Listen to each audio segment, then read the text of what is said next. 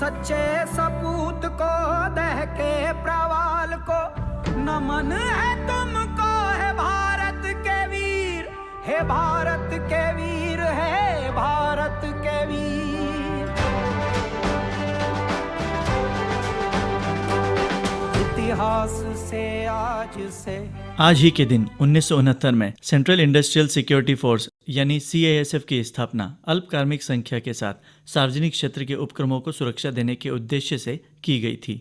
4 दशकों बाद आज इस बल ने संख्या और कार्यकुशलता में व्यापक बढ़ोतरी की है। आज CISF के साथ 1,40,000 से भी ज्यादा लोग देश की हिफाजत में जुटे हैं। केंद्रीय औद्योगिक सुरक्षा बल अब हमारी नाभिकीय संस्थाओं, अंतरिक्ष संस्थाओं, हवाई अड्डों, बंदरगाहों, प्रमुख बिजली संयंत्रों, दिल्ली मेट्रो, VIP सुरक्षा और आपदा प्रबंधन में भी जुटा है। भारत के बाहर हैती में संयुक्त राष्ट्र की सशस्त्र पुलिस इकाई का कार्य भी यह बल कर रहा है। महाराणा प्रताप हवाई अड्डे पर सुरक्षा के प्रभारी CISF के डिप्टी कमांडेंट अतुल बनोत्रा से हमने कार्यस्थल पर जाकर बात की। CISF स्थापना दिवस बेसिकली इस दिन CISF इस्टेब्लिश हुई थी, इसी उपलक्ष्य में CISF स्थापना दिवस मनाया जाता है। 10 मार्च को हम 52nd CISF रेजिंग डे मना रहे हैं और इसी उपलक्ष्य में हमने गौतम गंभीर जी से आग्रह किया कि वो आके हमारे जवानों के साथ इंटरेक्ट करें, उन्हें मोटिवेट करें and he happily considered our request and he visited our location and interacted with jawans.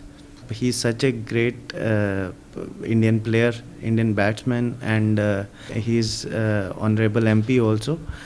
तो उनसे मिलने के बाद our jawans are feeling very motivated because दिन ऐसा कभी ही हमें मौका मिलता है जब हमें इतने प्रतिष्ठित लोगों से उनकी लाइफ हिस्ट्री के बारे में जानने का, उनके करियर के बारे में जानने का, उनकी चैलेंजेस के बारे में जानने का हमें अवसर मिलता है। इससे हमारे जवान भी अपनी निजी ज़िंदगी में और ज़्यादा निजी ज़िंदगी को और अच्छे से जीने का तरीका सीखते हैं और अपनी प्रोफेशनल लाइफ में और ज़्यादा प्रोफेशनल बनते हैं। CISF के इस 52वें स्थापना दिवस पर और क्या संदेश देना चाहेंगे आप उदयपुर वासियों को? संदेश तो हमारा एयरपोर्ट अभी पूरे हिंदुस्तान में जो 20 लाख से कम यात्रीगण जिस एयरपोर्ट पे आते हैं उसमें उस अंक तालिका में प्रथम स्थान पे आया है। तो हम यही कोशिश करेंगे कि उदयपुर एयरपोर्ट पे आएँ, जब भी आप आएँ तो और ज़्यादा सेफ महसूस करें और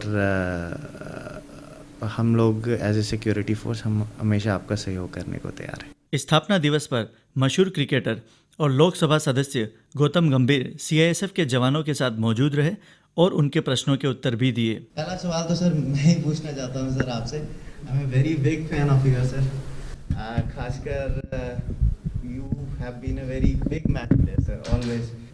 मुझे एक खास मैच याद आता है कि 2011 का वर्ल्ड कप फाइनल था और इंडिया की 3 विकेट चली गई थी। We were feeling very pressured. घर में हम टीवी के सामने बैठे थे और सभी को लग रहा था कि जैसा 2003 का वर्ल्ड कप हुआ कुछ वैसा ना हो जाए। हमें इंडिया में वर्ल्ड कप हो रहा था and we were expecting a win. आप आए सर और आपने इतना सॉलिड खेला उस मैच में। That 97 runs inning was one of the best innings I have seen in my life. I have been a cricketer myself. We have a very good cricket team here also. तो वो sir 97 run की जो innings थी, I don't know आप उसको कैसे rate करते हैं, बट हमारे लिए सर, मेरे लिए as a cricketer I haven't seen such a solid innings, क्योंकि वो it was a match winning inning in the true sense. तो ऐसे बड़े मैच में सर जब 3 विकेट उड़ गई हो, चली गई हो and world cup final India में हो रहा हो एंड इतना क्राउड, तो आप अपने इमोशंस को कैसे मैनेज करते हैं? I just want to ask. ये सवाल मुझसे बहुत बार पूछा गया है कि मेरे दिमाग में क्या चल रहा था। एक्चुअली मेरे दिमाग में सिर्फ एक ही चीज़ चल रही थी, चाहे 2 आउट हो जाते या 3 आउट हो जाते, वो मैटर नहीं करता। अगर जब आप अपने देश के लिए खेल रहे होते तो दिमाग में सिर्फ एक ही चीज़ है कि अगर आप जब तक अंदर खड़े रहोगे तो आप देश को जिता के लेके जाओगे, वो ज़रूरी है। अगर वो सेल्फ बिलीफ आप में नहीं है तो फिर आप डिजर्व भी नहीं करते वहाँ पर रहना। सचिन पहले सहवाग आउट हुए, फिर सचिन आउट हुए, फिर उसके बाद विराट कोहली आउट हुए, लेकिन उसका मतलब ये नहीं कि मैच खत्म हो गया। और बहुत लोगों ने बोला कि मैंने मैच विनिंग इनिंग्स खेली, अगर मैंने वो 97 नहीं बनाए होते तो शायद इंडिया वर्ल्ड कप नहीं जीती, अगर मैंने नहीं बनाए होते तो किसी और ने बनाए होते, क्योंकि लक्ष्य सिर्फ एक ही था, वर्ल्ड कप जीतना। तो मैंने नहीं बनाए होते तो युवराज सिंह ने बनाए होते, युवराज सिंह ने नहीं तो सुरेश रैना ने, कोई ना कोई तो ज़रूर बनाता। इसलिए जब आपने बात ये करी कि रन, मेरे लिए हर वो रन इम्पॉर्टेंट है जो आप अपने देश को जिता सकते हैं। वो रन मैटर नहीं करता, क्योंकि पहले मैंने कहीं ये बात भी बोली थी, लेकिन बहुत लोगों ने इसको क्रिटिसाइज़ किया कि आपके रिकॉर्ड में वही रन जाने चाहिए जिससे आपका देश जीतता है, वो रन नहीं जो सिर्फ आप अपने लिए बनाते हो। और जब आप इतने बड़े स्तर पे खेल रहे हो, इतना बड़ा मैच खेल रहे हो, तो ये सवाल भी बहुत पूछा जाएगा, मुझे पता है कोई ना कोई पूछेगा कि क्या आपने वो 3 रन आप मिस करते हैं कि अगर आप सेंचुरी बनाते तो कहीं आपको वो लगता है कि आपको वो 3 रन बनाने चाहिए थे। देखिए, अगर एक रात पहले मुझसे कोई ये बोलता वर्ल्ड कप फाइनल की कि आप 97 बनाओगे और इंडिया वर्ल्ड कप जीतेगी, तो शायद वो मैं 100% लेता।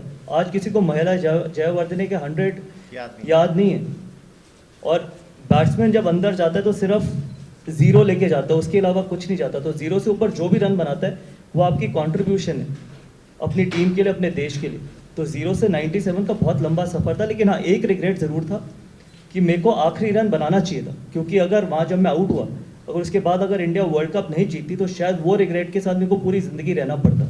ये रिग्रेट कभी भी नहीं था कि मैंने 100 मिस किया, क्योंकि कई बार हमने देखा है कि इस सिचुएशन में कभी एक विकेट खोते हो तो फिर आप 2 या 3 खो देते हो, क्रिकेट में ऐसा होता चला जाता है। तो रिग्रेट कभी भी 100 रन ना बनाने का नहीं था, मैच जिता के बाहर आने का रिग्रेट ज़रूर था। तो इसलिए जैसे आपने जब पूछा कि 97 सबसे ज़्यादा क्रूशल थे, क्रूशल इसलिए थे क्योंकि जब आप प्रैक्टिस करते हैं तो आप प्रैक्टिस सालों साल इसलिए करते हैं कि जब आप बड़े मैचेस में जाके रन बना सकें।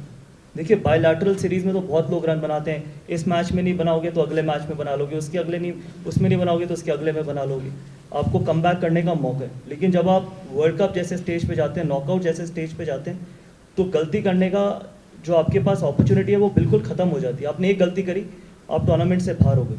और वर्ल्ड कप तो वैसे भी 4 साल बाद आता है, 4 साल में बहुत चीज़ें बदलती है। मैंने अपने करियर में सिर्फ एक ही 50 ओवर का वर्ल्ड कप खेला, वो 2011 है। उसके बाद ना मुझे कभी मौका मिला, और ऑब्वियसली अब तो कभी मिलेगा भी नहीं। तो जब आप वर्ल्ड कप खेलने जाते हैं तो आप अपने रन नहीं देखते, आप देश को जिताने के लिए देखते हैं, क्योंकि वो शायद मैच कभी वापस आए ना आए, इतने सालों की मेहनत सिर्फ आप ऐसे मैचेस के लिए, ऐसे दिनों के लिए ही करते हैं। तो इसलिए बाकी कोई रिग्रेट किसी चीज़ का नहीं है कि 100 बना नहीं बना। रिग्रेट ये था कि टीम को जिताना चाहिए था, लेकिन उससे ज़्यादा खुशी है कि हम पता नहीं 20 या 25 साल बाद वर्ल्ड कप जीते। बिल्कुल।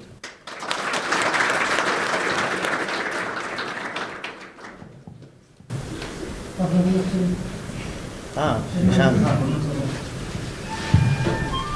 सर, मेरा सवाल ये है कि आपको किस गेंदबाज के खिलाफ खेलने में ज़्यादा परेशानी होती है? देखिए, मैंने ना अपने करियर में मुरलीधरन को बहुत अच्छे तरीके से खेला, लेकिन मेरे को मुरलीधरन सबसे ज़्यादा मुश्किल भी लगते थे, क्योंकि बहुत लोगों ने मुझसे ये सवाल किया कि आप मुरलीधरन को बहुत अच्छे तरीके से खेलते हो, बाकी लोग स्ट्रगल करते हैं। ऐसा नहीं था, मैंने भी स्ट्रगल करी है।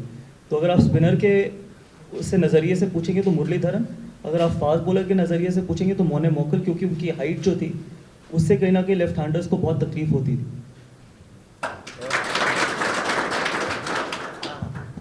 सर नमस्कार। सर, आपके कैप्टनशिप में कलकत्ता ने 2 बार ट्रॉफी जीता सर, लेकिन उसके बाद एक बार भी ट्रॉफी नहीं जीता है। उनकी कुछ आपकी विशेष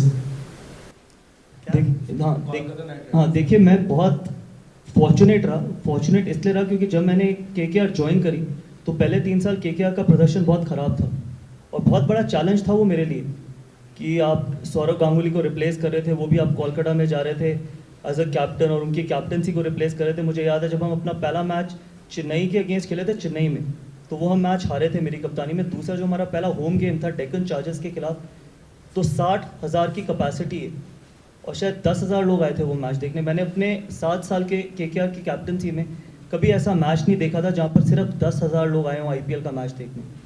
और मैंने सिर्फ हम वो मैच जीते थे, लेकिन वापस जब मैं आया तो कहीं ना कहीं मुझे वो उदासी थी कि 10,000 लोग आए, इसका मतलब टीम या केकेआर या कोलकाता हमारे को सपोर्ट नहीं करता।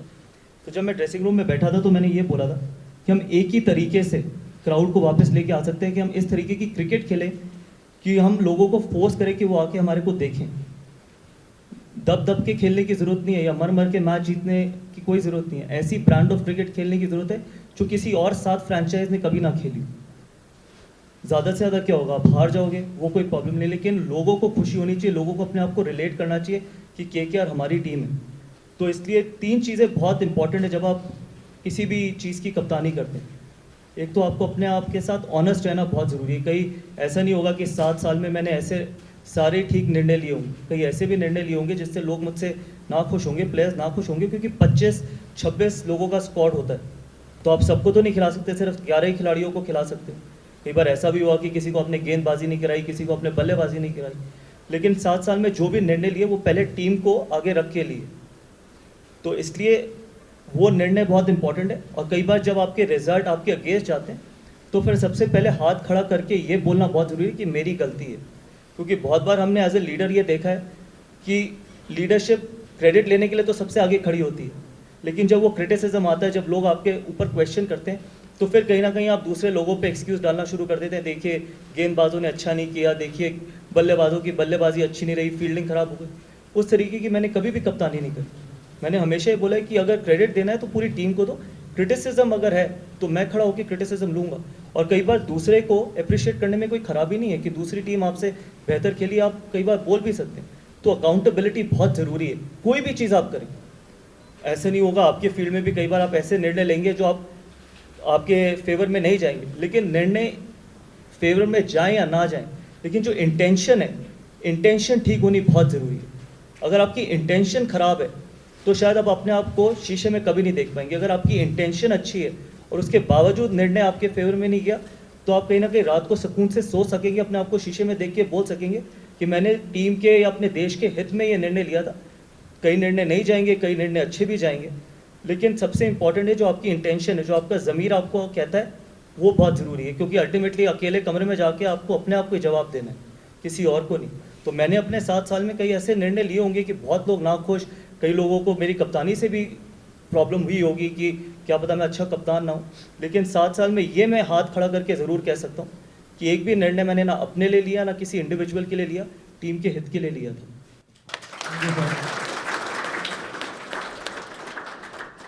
CISF के स्थापना दिवस पर आकाशवाणी उदयपुर की ओर से बधाई और शुभकामनाएं।